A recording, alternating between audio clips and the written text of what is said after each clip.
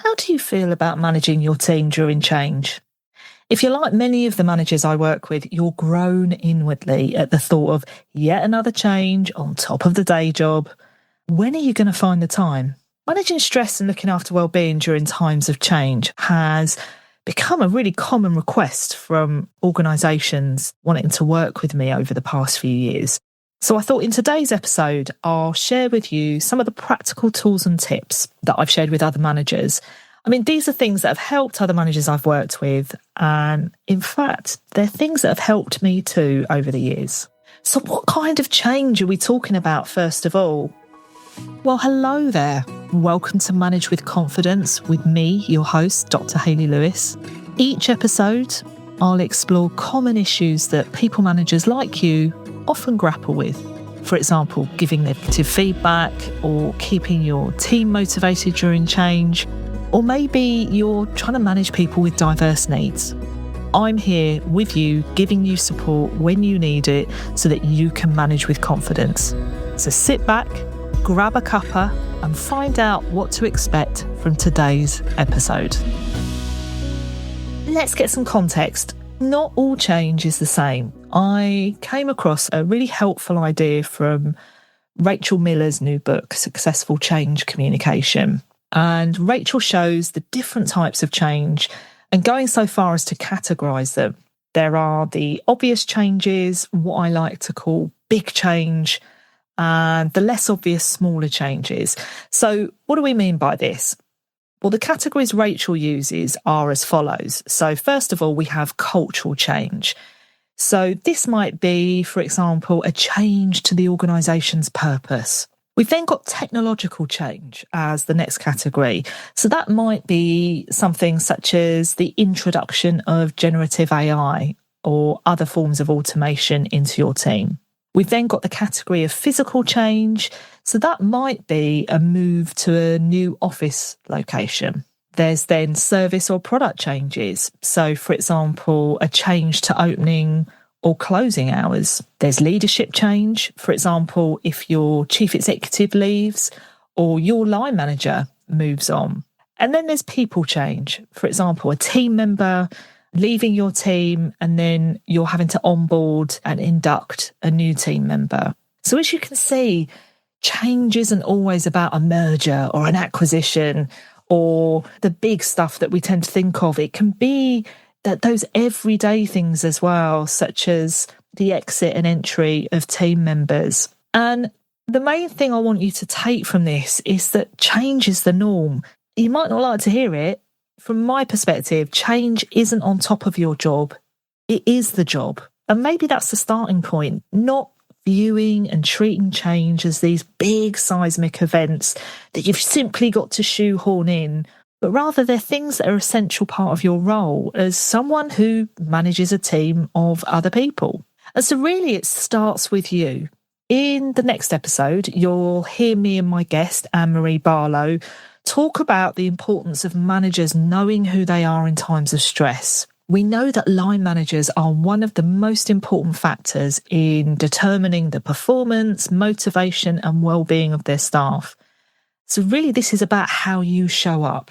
As Dr. Nancy Doyle says in her book, Learning from Neurodivergent Leaders, we cannot expect to create sustainable, healthy environments for others if we have no idea how to do it for ourselves. So here are some coaching questions you might want to reflect on. These are questions I've shared with other managers. I've just been running a group coaching program for some team managers in the public sector.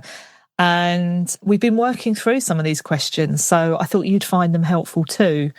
So question number 1, who am I when I am under stress? What do my team see and experience? Question number 2, what helps me manage my stress during times of change? Question number 3, what am I currently doing to support my well-being? And question number 4, what have I done to create a team culture that supports well-being?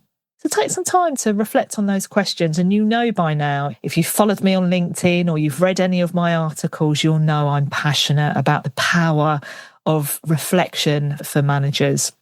So take some time to think about those questions. And that reflection shouldn't be a one-off, really. It can be helpful to reflect on those at regular points throughout the year.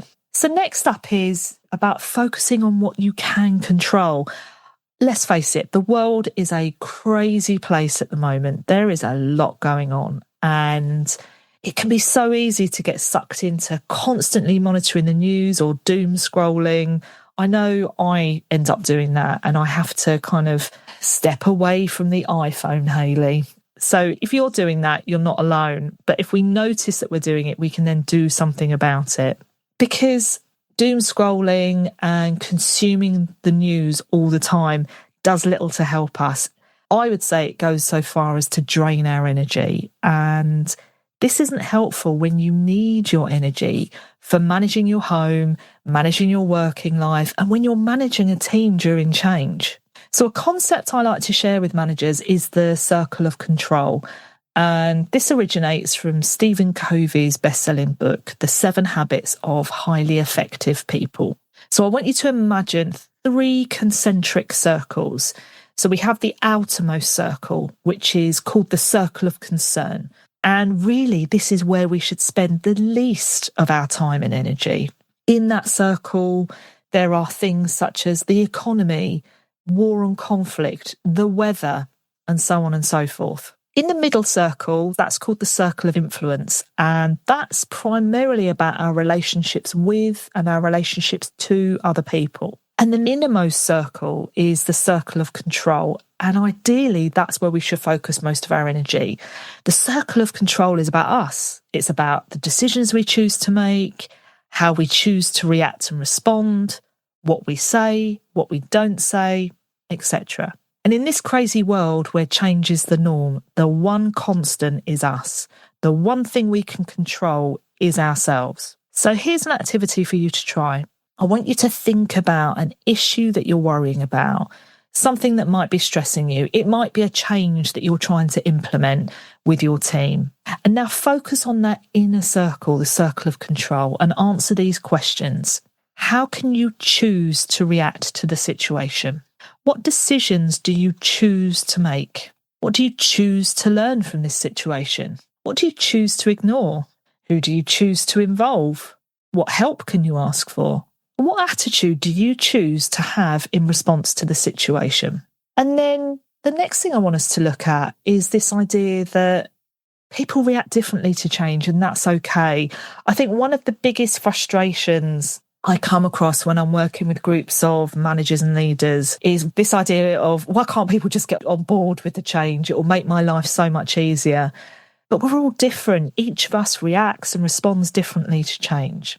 And we've got different personalities, we've got different life experiences, different upbringings, sometimes different cultural backgrounds, different levels of understanding, etc., etc., etc. You get my drift.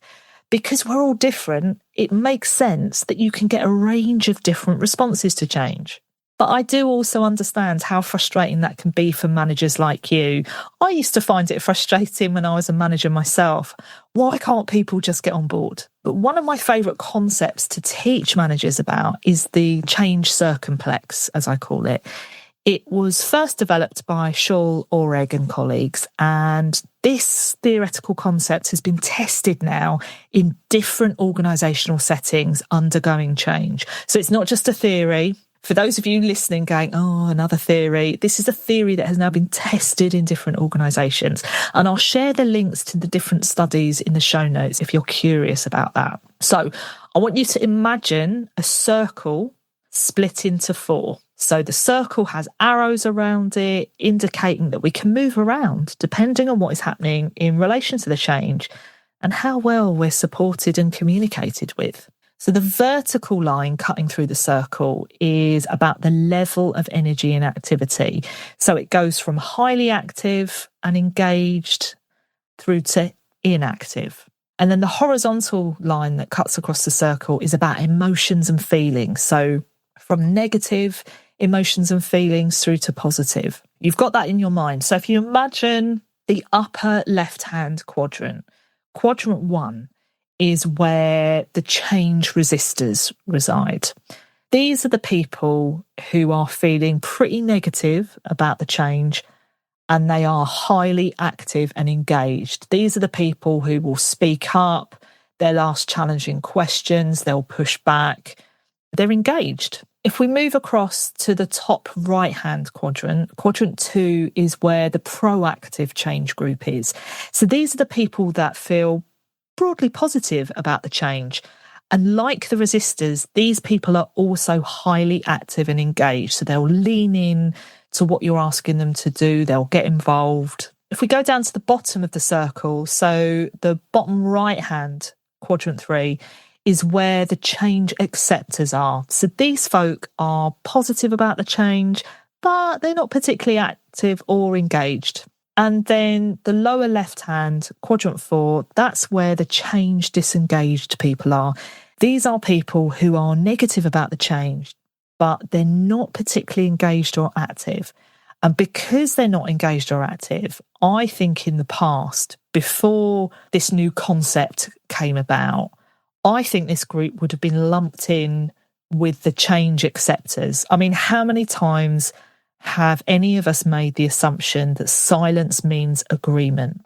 And across the studies, the researchers found that energy matters as much as emotions. It's not just about the emotional reaction, it's also about how active and engaged people are. And what they found in their work with different organisations going through change is that passive acceptance isn't ideal.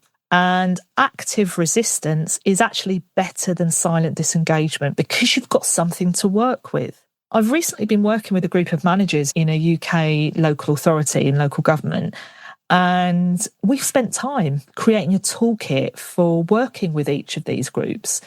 And the managers have also reflected on where they might be in relation to the changes that they were thinking about, because you're not separate from your team, you're part of your team. Yes, you're leading them, but you feel things as well.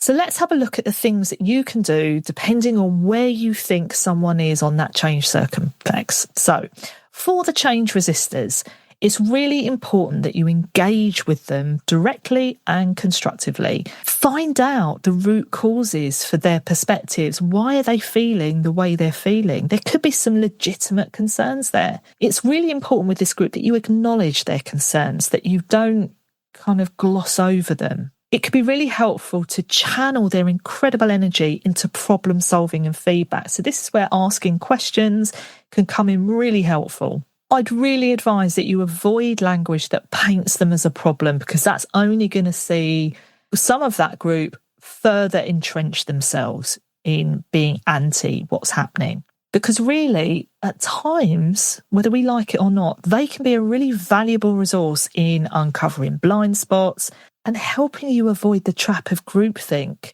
Sometimes they tell us uncomfortable truths that might actually mean that the change is more successful in the long run. For the people in that proactive change quadrant, so that upper right quadrant, here you've got a group who are pretty much on board and they're really kind of up for getting involved, they're active, and yes, those people do exist. And so it can be really helpful to involve them in co-design. For example, can they help you with user testing if you're rolling out a new system?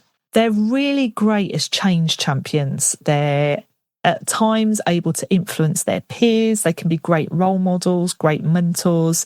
They can also be really helpful in supporting others in your team who might be struggling.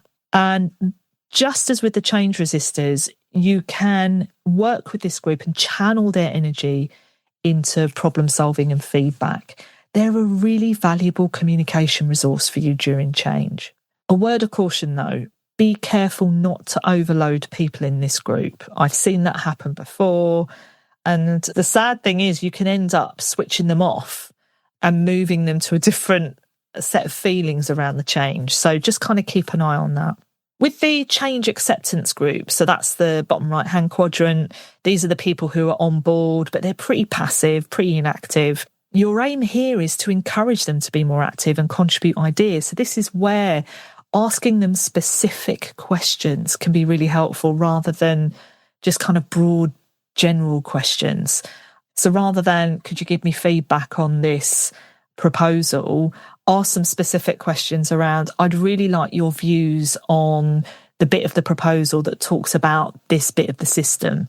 So you want to invite their feedback and get help with specific actions. I think there's also something about acknowledging and just being grateful and showing your gratitude for their support. It's one less group for you to worry about. But I think deepening their commitment by getting them to mentor and support others. So for example, if there's anybody in the team that you're worried about, could they buddy up with them? And then you have this really interesting group that I think up until now have been invisible and have probably been subsumed into other kind of groups. And that's the change disengaged group.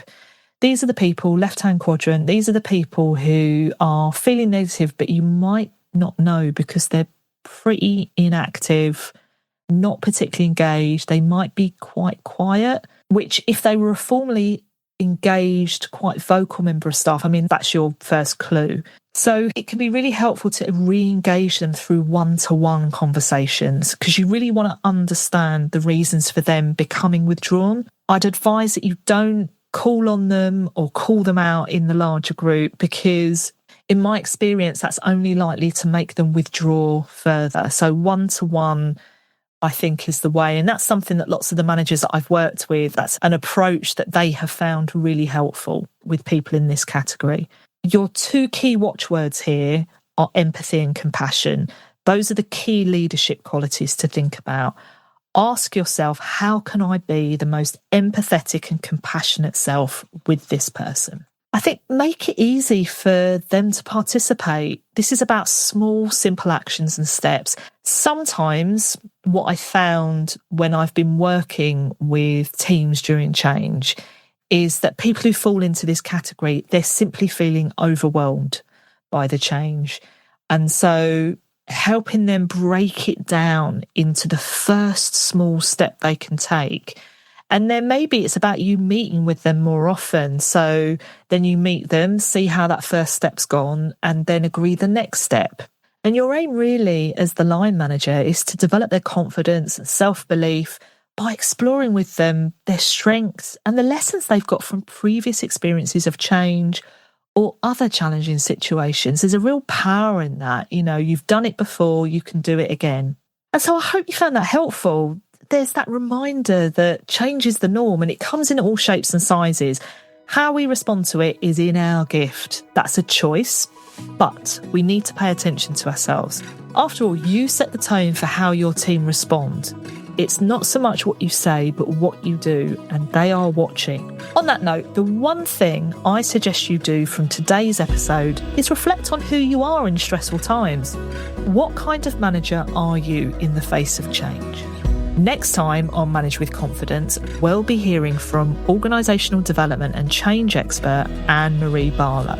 Anne-Marie has a wealth of experience but never loses sight of the importance of humanity when implementing change.